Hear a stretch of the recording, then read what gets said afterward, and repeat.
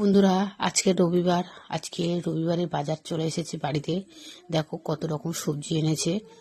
কুমড়ো, তোমরা সবাই দেখে নাও কি কি সবজি, আমি তো বলতে পারছি না।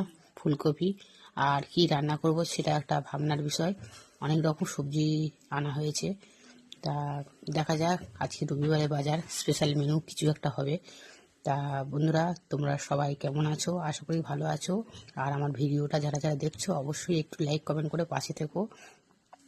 দেখো, ব্যাগে ভর্তি আলু আর পেঁয়াজ রাখা আছে, আর অনেক রকম সবজি ছড়িয়ে আছে। সবে বাজার থেকে আনলো তো, ঢালা হয়েছে, এবার গুছিয়ে রাখবো সব। ব্যাগের মধ্যে আলু পেঁয়াজ রাখা আছে, আদা রসুন আছে।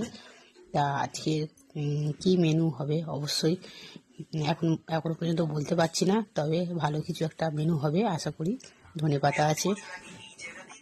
ঠিক আছে বন্ধুরা।